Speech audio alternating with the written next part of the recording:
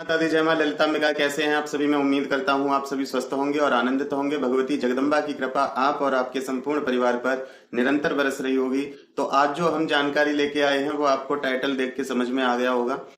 देखिए, कोई भी इस विषय पे खुलकर बात नहीं करना चाहता है। क्यों? क्योंकि उसको लगता है कि अगर मैं ये इसको क्लियर करूंगा, इस टॉपिक को क्लियर करूंगा, तो बहुत से लोग बुरा मान जाएंगे और बहुत से लोग अनसब्सक्राइब भी कर देंगे। तो देखिए, मुझे इस बात की चिंता नहीं है, क्योंकि मैं यहाँ सब्सक्राइबर बढ़ाने के लिए नहीं आया हूँ। मेरा मकसद है सत्य बताना। जब तक लोग सुनना पसंद कर रहे हैं, मैं आपको बता रहा हूँ। जब सुनना नहीं पसंद करेंगे तो कोई बात नहीं, भगवती की भक्ति काफी है मेरे लिए। लेकिन मेरा मकसद है कि आप लोगों को सत्य बताना, और जो रहस्य कोई और नहीं खोलता है उन रहस्यों को खोलना, क्योंकि आपका भी पूर्ण अधिकार है उन चीजों को जानने और समझने का। मैं किसी भी प्रकार से आपको किसी भी धोखे में नहीं रखना चाहता। तो आज का हमारा टाइटल है, क्या वास्तविक में देवी किसी पे आती हैं या नहीं आती हैं, और आती हैं तो क्यों आती हैं, और वो देवी ही होती हैं या और कोई होता है, और अगर माँ आती हैं किसी पे तो सब पे क्यों नहीं आती, किसी किसी व्यक्ति पे ही क्यों आती हैं। तो आज हम इस वीडियो में बहुत सारे टॉपिकों को कवर करेंगे। साथ ही साथ हर कॉमन जो प्रश्न हर व्यक्ति के दिमाग में सवारी को लेकर रहते हैं, उनको भी हम साथ के साथ क्लियर करते जाएंगे, उनके भी हम जवाब देते जाएंगे, और साथ में सत्य को भी जानेंगे। तो वीडियो को अंत तक देखें। जिन लोगों पर सवारी आती है वो व्यक्ति भी देखें, जिन लोगों पर सवारी नहीं आती है वह व्यक्ति भी देखें, जो लोग सवारी की इच्छा रखते हैं वो व्यक्ति भी इस वीडियो को देखें, और जो व्यक्ति जिस व्यक्ति पर पहले कभी सवारी आती थी लेकिन अब नहीं आती है वो भी इस वीडियो को देखें। तो सवारी से रिलेटेड संपूर्ण जानकारी आज आपको इस वीडियो में मिलेगी। जिस भी भाई बहन को यदि मेरी बात अच्छी ना लगे, मैं हाथ जोड़ के क्षमा मांगता हूं। किसी की भावना को ठेस पहुंचाने का मेरा कोई मकसद नहीं है, केवल आपको सत्य बताना है। यदि आप सत्य सुनना पसंद करते हैं और उस सत्य को जीवन में धारण करते हैं तो आप कहीं भी मात नहीं खाओगे। लेकिन आप उसी में फंसे रहोगे, उसी झूठ में, उसी आडंबर में फंसे रहोगे, तो आपको जगह जगह अपमानित होना पड़ेगा। क्योंकि जब तक आपको किसी भी चीज के बारे में पूरी जानकारी नहीं होगी तो आप उस बात का खंडन कैसे करोगे। तो फिर भी मैं प्रार्थना करता हूं कि यदि किसी को मेरी बात से कुछ भी ठेस पहुंचे तो मुझे क्षमा कर देना। और वीडियो को यदि आप पूर्ण नहीं देख पाओ तो वीडियो को अभी आप छोड़ सकते हैं। तो आइए वीडियो को हम शुरू करते हैं। देखिए, सबसे पहले बात जानते हैं कि सवारी आना सत्य है या झूठ। तो देखिए, इसके बीच में बहुत बारीक सी एक रेखा है जो हर किसी को दिखाई नहीं देती। जो अपने विवेक का सहारा नहीं लेता वो इन चीजों में फंस जाता है और बुरी तरह से फंस जाता है। देखिए, सवारी आना सत्य भी नहीं है और सवारी आना झूठ भी नहीं है। ये सत्य और झूठ के बीच का जो भाग है, जो मध्य भाग है, ये वो है जहां पर व्यक्ति का विवेक कार्य करना चाहिए, जहां पर व्यक्ति को सही मार्गदर्शक मिलना चाहिए, तो व्यक्ति सही मार्ग पे आगे जा सकता है। नहीं तो ऐसे ही वो जिंदगी भर घूमता रहेगा, जिंदगी भर सिर घुमाते रहेगा, जिंदगी भर इसी प्रकार से वो परेशान रहेगा। तो पहले हम जानते हैं कि सवारी आती कैसे है और सवारी आना होता क्या है। तो मैं अपनी बहुत सारी वीडियो में आपको एक चीज बता चुका हूं कि जो भी है सब एनर्जी का खेल है। संकल्प शक्ति से हम अपनी उस एनर्जी को जो हमारी भक्ति से उत्पन्न हुई है उसको एक सही मार्ग देते हैं कि आपको इस जगह पर कार्य करना है। जैसे मान लो किसी के जीवन में बहुत सारे दुख हैं, तो अपनी भक्ति की एनर्जी को संकल्प लेके उस कार्य में लगाना है कि मेरे सारे सभी दुख दूर हों। तो वो एनर्जी धीरे धीरे उन कार्यों को करने में लग जाती है और आपके जीवन से परेशानी छटती जाती है। तो उसी प्रकार से हर चीज का संकल्प होता है। अब देखिए, जिस व्यक्ति के मन में या दिमाग में यदि ये संकल्प है कि मुझ पर सवारी आनी चाहिए, तो वो एनर्जी वही रूप लेने लगती है और आपके साथ वही गतिविधि होने लगती है। पहली बात। दूसरी बात ये होती है कि बहुत से लोग कहते हैं कि हमारी सवारी वचन असत्य कर रही है।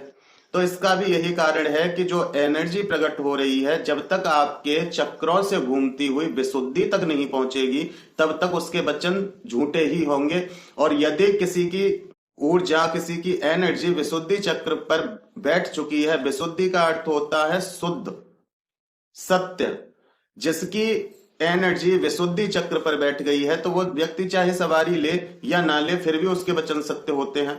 अब बात करते हैं कि चलो ठीक है, ये एनर्जी का खेल है तो फिर व्यक्ति सवारी क्यों लेता है। इसका सीधा सा एक कारण है कि जिस व्यक्ति ने कभी अध्यात्म को जाना नहीं, जिस व्यक्ति ने कभी अध्यात्म को समझा नहीं, कभी मंत्रों का जप किया नहीं, किसी स्तोत्र पाठ का उसने गायन किया नहीं, अपने धर्म को समझा नहीं, किसी का मार्गदर्शन लिया नहीं, अब सोचो उस व्यक्ति पर सवारी आ गई तो वो क्या कारण होता है। वो सीधा सा ये कारण है कि उसने कहीं से देख के कहीं से सुन के मंत्र का तो जाप शुरू कर दिया। अब उसको ये नहीं पता कि इस मंत्र को इस्तेमाल कैसे करना है, इस मंत्र को कहाँ पे यूज करना है। अब वो जाप करता जाएगा, उसकी बॉडी में वो कैपेसिटी नहीं है उस मंत्र की ऊर्जा को सहन करने की। अब वो जाप कर रहा है कि जितना मैं जाप करूंगा उतनी ही मेरी सवारी खुल के आएगी, उतनी ही सवारी खुल के आएगी। तो वो दिमाग में ये चीज बैठी है कि सवारी आनी चाहिए और जाप वो कर रहा है तो वो जो जाप है वो हमारी कुंडलिनी में भरने लगता है, वो हमारे चक्रों में भरने लगता है, लेकिन हम साथ में ध्यान नहीं करते क्योंकि सही मार्गदर्शन नहीं मिला। तो ध्यान करना हमें किसी ने सिखाया नहीं, मंत्र को कैसे साधना है वो हमें किसी ने सिखाया नहीं, मंत्र से कार्य कैसे लेना है वो हमें किसी ने सिखाया नहीं। तो वो एनर्जी इनबैलेंस होती है, हमारी कुंडलिनी इनबैलेंस होती है, जिसके कारण हमारी बॉडी हरकत करने लगती है, बहुत ज्यादा हरकत होती है। अब दिमाग में बैठा था कि हाजिरी आएगी तो फिर वो व्यक्ति हाजिरी लेने लग जाता है, उसकी दिमाग में ये चीज बैठ जाती है कि ये हाजिरी है, यदि मेरे शरीर में कुछ अलग हो रहा है तो ये हाजिरी है। फिर वो वही रूप लेके एनर्जी वचन भी करती है, लेकिन उसके वचन तब तक सत्य नहीं होंगे जब तक कुंडलिनी आपकी विशुद्धि तक नहीं पहुंचेगी, पहला कारण। अब दूसरी बात जानते हैं कि व्यक्ति के मन में एक शंका ये रहती है कि फिर ऐसा तो सबके साथ होना चाहिए क्योंकि मंत्र जाप तो सभी करते हैं। तो देखिए, मंत्र जाप सभी करते हैं, लेकिन जिनके दिमाग में ये बात नहीं है कि हमारे ऊपर सवारी आए तो उन लोगों के साथ ऐसा नहीं होता है। यदि वो मंत्र का जाप अधिक कर लेते हैं तो उनकी एनर्जी कहीं और से निकलती है। एनर्जी है वो, आपका शरीर जब उसको नहीं झेलेगा तो वो तो निकलेगी। अब जिन लोगों के दिमाग में है कि सवारी आती है तो उनकी एनर्जी नाच के, कूद के, क्रोध करके और उल्टा सीधा बोल के या कुछ भी वो मूवमेंट कर सकते हैं उस समय, जो भी उनकी मनोस्थिति रहे, तो उनकी एनर्जी इस प्रकार से निकलती है।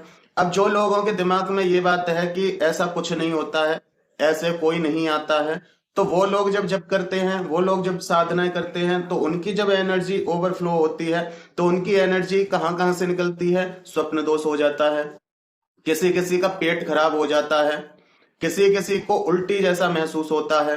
यदि एनर्जी ओवर हो, कुंडलिनी इनबैलेंस हो जाए तो उसको ये हरकतें महसूस होती हैं। बहुत सी जगह आपने सुना भी होगा कि लोग कहते हैं हमें उल्टी जैसी हो रही है, हमें चक्कर आ रहे हैं, हमारा सिर भारी हो रहा है, तो वो एनर्जी ओवर है। तो उसके लिए आप ध्यान करें जिससे कि वो एनर्जी सही कार्य में लगे, वो एनर्जी आपको ध्यान में खींच के ले जाए और वही एनर्जी आपको दिव्य दिव्य अनुभव कराए। तो ये तरीका होता है। अब कुछ लोग उसको सवारी लेके वेस्ट कर देते हैं, कुछ लोग उसको साध नहीं पाते तो उनको उल्टियां हो जाती हैं, उनको स्वप्न दोष हो जाता है, उनका पेट खराब हो जाता है, उनका सिर भारी हो जाता है, उनका शरीर भारी हो जाता है, कंधे भारी हो जाते हैं। इस जगह पर आपको बैठकर ध्यान करना चाहिए। अब बात करते हैं, जब ध्यान हम करेंगे तो वो एनर्जी को एक दिशा मिल जाती है कि मुझे इस जगह कार्य करना है, तो वो आपके ध्यान को जिस भी आपके इष्ट हैं उनसे आपको कनेक्ट करती है। अब बात करते हैं कि ध्यान करने वाले, अब सोचिए जो इतने समय से जो संत महात्मा ऋषि मुनि जाप कर रहे हैं उन पे सवारी क्यों नहीं आई? क्योंकि उन्हें पता है, उन्होंने अपने शास्त्रों को पढ़ा है, उन्होंने सही निर्देशक का साथ ग्रहण किया है, उन्हें पता है कि ऐसा कुछ नहीं होता है। तो वो हजारों वर्षों तक जाप करते थे, लेकिन फिर भी उनकी कुंडलिनी इनबैलेंस नहीं होती थी क्योंकि वो साथ में ध्यान करते थे। तो वो अपने उस एनर्जी को भगवान के नजदीक जाने में इस्तेमाल करते थे। अब जो लोग सवारी लेके अपनी एनर्जी को वेस्ट कर देते हैं तो वो वहीं के वहीं रह जाते हैं। एक बात बताइए, जब माता आ रही हैं तो उनके जीवन में परेशानी क्यों है, उनके जीवन में कष्ट क्यों है? क्योंकि जब माँ आती हैं या कोई भी भगवान आते हैं तो आप तक पहुंचने से पहले आपके अनुसार आपके वातावरण को वो कर देते हैं। आप एक देव तुल्य हो जाते हैं और देवताओं को या उस भगवान स्वरूप को कोई कष्ट कोई परेशानी छू नहीं सकते। तो फिर आप परेशान क्यों रहते हैं, हम परेशान क्यों रहते हैं, अन्य व्यक्ति जो है वो परेशान क्यों रहता है? क्यों? क्योंकि जो आपके पास आ रही है वो शक्ति ही। तो इस चीज को आप दिमाग से निकाल दीजिए कि कुछ ऐसा या वैसा है, वो शक्ति ही, लेकिन वो शक्ति जिसको आप समझ रहे हैं वो शक्ति नहीं है। अब बहुत से लोग कहते हैं कि योगिनी आती है माता की, तो ऐसा भी नहीं होता, क्योंकि योगिनी भी माता तुल्य ही है। और हम तो भगवती के पैर में लगे एक रज के कण को भी सहन नहीं कर सकते, तो हम उनकी योगिनी को कैसे सहन कर लेंगे? सोचिए, 64 योगिनी रावण की रक्षा में थी, लेकिन रावण पे तो नहीं आई कभी। तो अंग संग रहती हैं, और अंग संग भी वो कब रहती हैं? आज सबसे बड़ा मैं खुलासा कर रहा हूं। अंग संग कब रहती हैं? जब आप स्वयं भगवती स्वरूप बन जाते हैं। तो जैसे भगवती के चारों तरफ योगिनियां सेविकाएं रहते हैं, उसी प्रकार वो आपकी रक्षा में रहती हैं। जब आप खुद को इतना साध लेते हैं कि आप खुद भगवती स्वरूप बन जाते हैं। भगवती शरीर से कहीं अलग नहीं है, भगवती हमारे शरीर में ही है। जब हम जाप करते हैं, ध्यान करते हैं, धीरे धीरे उसको अपने अंदर महसूस करते हैं, तो वो हमारे घट में खेलती है और धीरे धीरे हम भगवतीमय हो जाते हैं और भगवती की ही तरह हम प्रसन्न चित्त हो जाते हैं। यदि हमारी कोई बुराई भी करता है तो हमें कोई दुख नहीं होता, कोई हमारी तारीफ करता है हमें कोई खुशी नहीं होती, कोई हमें धन दे तो हमें कोई प्रसन्नता नहीं, कोई हमारा धन चोरी कर ले तो हमें कोई दुख नहीं। किसी भी प्रकार का रोग परेशानी कष्ट आपको छू नहीं सकते, क्योंकि आप स्वयं भगवती स्वरूप है। रामकृष्ण परमहंस जी पे कभी सवारी नहीं आई, मार्कंडे जी पे कभी सवारी नहीं आई, बामा खेपा जी पे कभी सवारी नहीं आई, आदि गुरु शंकराचार्य पे कभी भगवती ललितांबिका की सवारी नहीं आई। तो हम उनसे भी बड़े हो गए क्या? नहीं। शक्ति है, एनर्जी है, आप उसको सवारी ना लेकर के सही दिशा दीजिए और भगवान तक स्वयं को पहुंचाइए, क्योंकि भगवान आपके घट में ही है। ध्यान मार्ग से अपनी शक्तियों को पहचानो, अपने अंदर उतरो, तब आप एक दिन स्वयं भगवती स्वरूप हो जाएंगे। अलग से कोई भगवती कहीं से नहीं आती हैं, सब आपके ही अंदर विद्यमान है। बस उनको जागृत करना है सही जाप, सही ध्यान और सही मार्गदर्शन में, तो आप उनको प्राप्त कर लेते हैं। आपको अलग से सवारी हाजिरी लेने की आवश्यकता नहीं पड़ती। अब देखिए, जो लोग सवारी हाजिरी लेते हैं तो उन लोगों को अगर यदि साइंस की नजर से देखा जाए तो उनको मेंटल घोषित कर सकते हैं साइंटिस्ट, डॉक्टर्स। क्यों? क्योंकि ऐसा असंभव है अलग से कोई एनर्जी आपके शरीर में प्रवेश करे और आपका शरीर सही सलामत रहे, ऐसा नहीं हो सकता। अब लोग कहेंगे कि तो प्रेत कैसे शरीर में घुस जाते हैं जब कोई बाहर से एनर्जी नहीं आ सकती? तो देखिए, वो प्रेत है, मरने से पहले वो शरीर में ही था किसी ना किसी के, तो इसलिए उसको वो मृत्यु लोक का एक जीव है, वो मृत्यु लोक की एक शक्ति है, वो धरती लोक की एक शक्ति है। तो उसे आने में जाने में कोई परेशानी नहीं, कोई दिक्कत नहीं। लेकिन जिनकी हम आने की बात कर रहे हैं उनको हम अपनी इन नजरों से देख नहीं सकते, उनको हम छू नहीं सकते यदि हमारे पास इतना तपोबल नहीं है। तो इसलिए ये असंभव है, मैं इस बात का खंडन करता हूं, ऐसा नहीं होता है। तो इसलिए आप इन चीजों में ना पढ़कर आप अपने जाप को करते रहें, अपने दिमाग में इस बात को बिठा लें कि ऐसा कुछ नहीं होता है। ये जो मैं जाप कर रहा हूं, मैं जो साधना कर रहा हूं, ये मैं अपनी कुंडलिनी को जागृत करने के लिए कर रहा हूं। मेरी कुंडलिनी सही प्रकार से और एक तरीके से जागृत हो जिससे मेरे जीवन में और मेरे आसपास के लोगों में इसका कोई भी गलत परिणाम देखने को ना मिले। तो कुंडलिनी आपकी जब जागृत होने लगती है, वो ऊर्जा आपकी नीचे मूलाधार से सहस्त्रार तक बढ़ती है।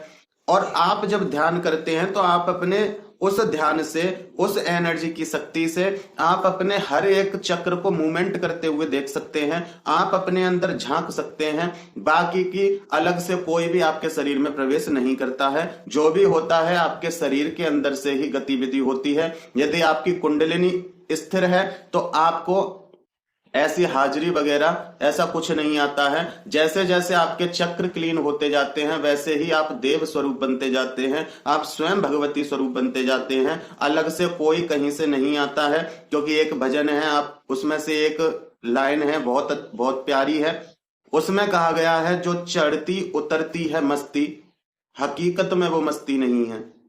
तो ये माता का आना और माता का चला जाना ये सत्य नहीं है, क्योंकि वो जो भक्ति का सुरूर एक बार चढ़ता है वो कभी हटता नहीं, वो और बढ़ता है।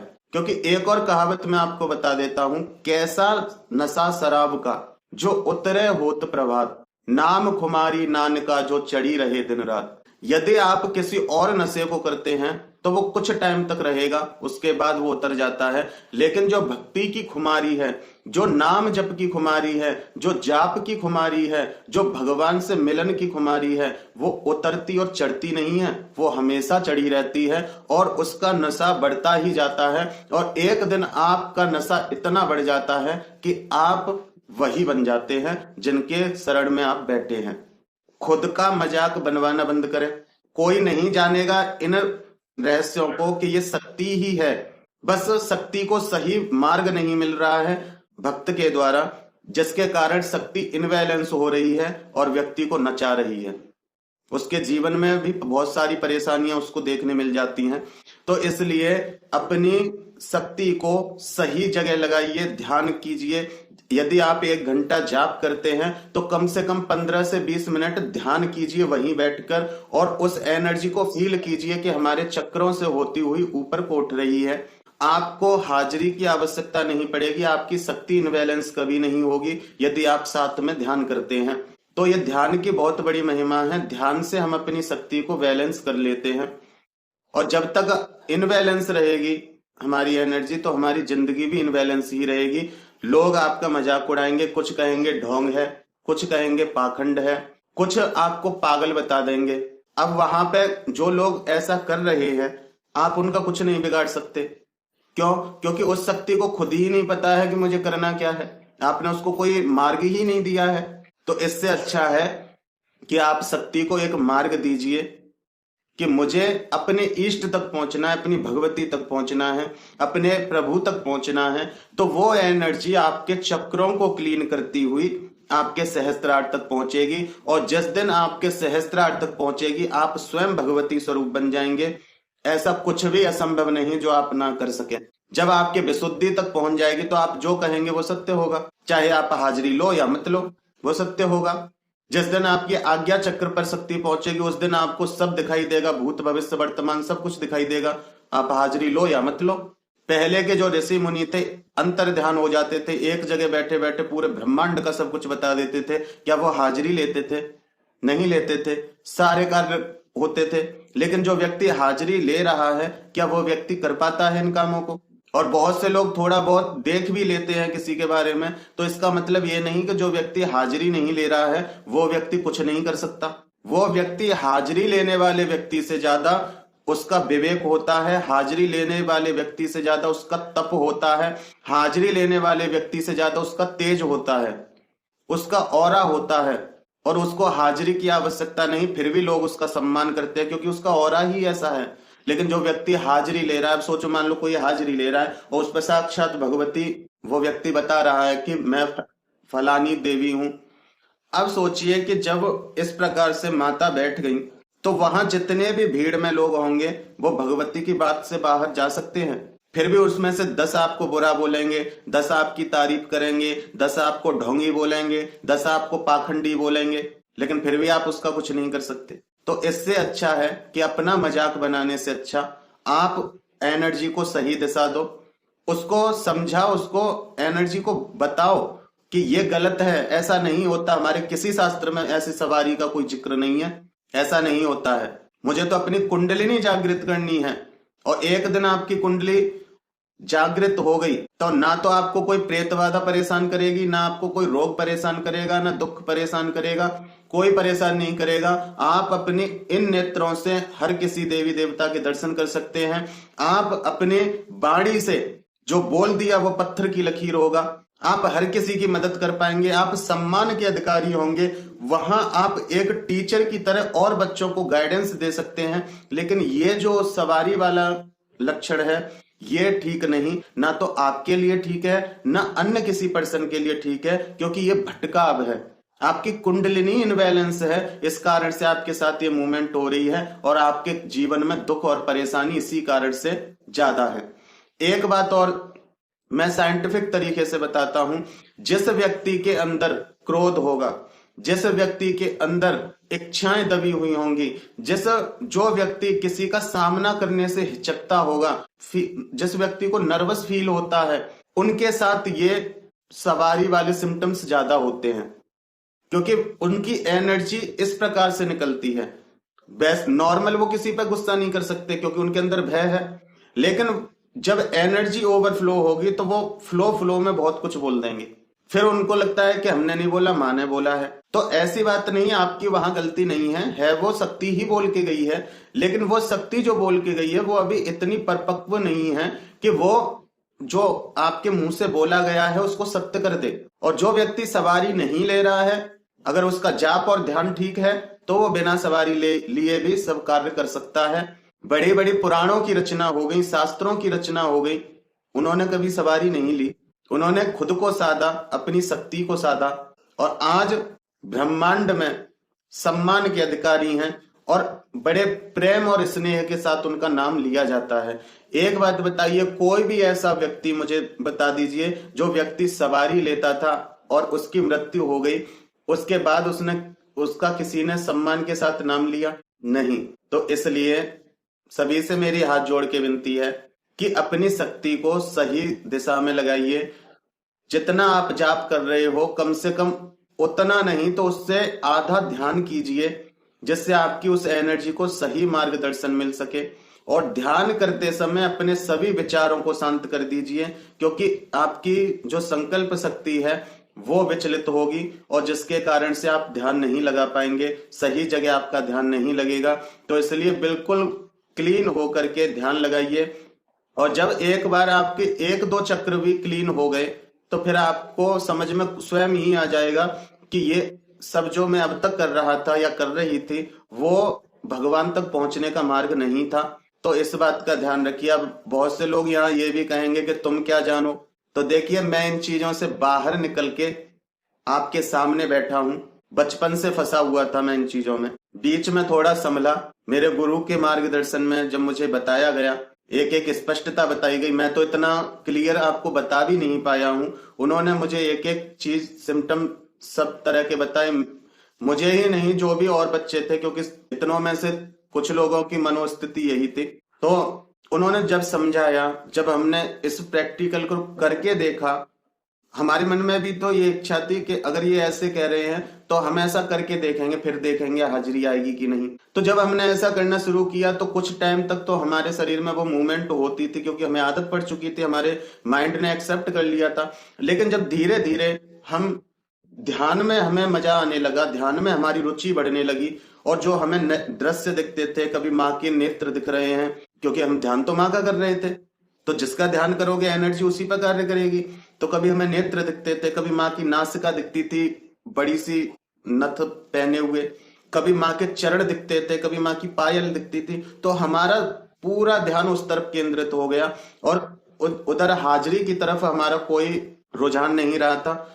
और जब हमारा उधर रुझान नहीं रहा तो धीरे धीरे जो मूवमेंट हल्की फुल्की हो भी रही थी वो भी शांत हो गई। अब बताइए, जब माँ अलग से आ रही थी तो माँ तो नहीं बंद करती आना, वो तो आती, लेकिन हमने एनर्जी को सही दिशा दी और आप जैसे भाई बहनों की मदद करने के लायक मैं बन पाया। मैं अपने गुरु का बहुत आभारी हूँ, अपनी भगवती का बहुत आभारी हूँ। और मैं तो यही समझता हूँ, भगवती मेरे हृदय में है। अगर वो कुछ बता भी रही है तो वही बता रही है, यदि आपको कुछ समझाने का मैं प्रयास कर रहा हूं तो वही समझा रही है। सब कुछ जो कर रही है वो भगवती कर रही है।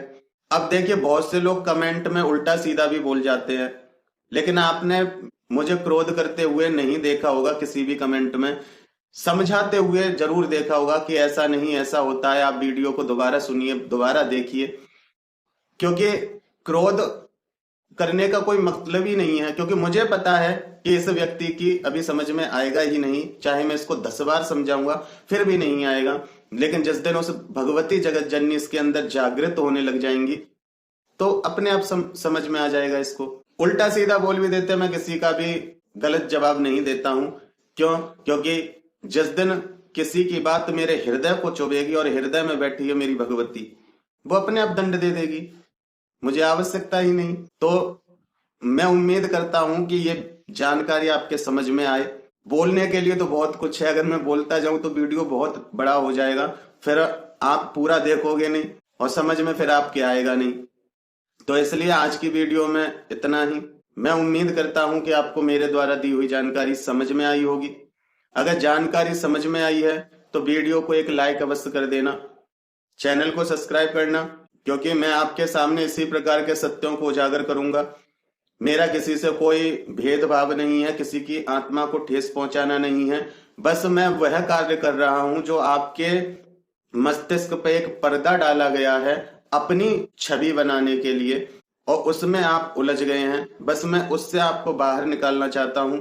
यदि आप निकलना चाहते हैं तो मुझे सपोर्ट करें, जिससे कि मैं और अपने भाई बहनों तक अपनी बातें पहुंचा सकूं।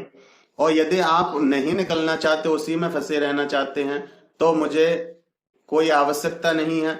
जो व्यक्ति मेरे पास आएगा मैं उसको समझा दूंगा, मेरा कार्य तो समझाने का है। नहीं तो मुझ जैसे ना जाने कितने आए और कितने चले गए, लेकिन 1000 में से सुधर 10 ही पाए। तो फिर मिलते हैं एक नई वीडियो में एक नई जानकारी के साथ। तब तक अपना और अपने परिवार का ध्यान रखें, भगवान की भक्ति करें और निरंतर भक्ति करें, भक्ति पथ पर आगे बढ़ते रहें। जय माता दी, जय मां ललितांबिका।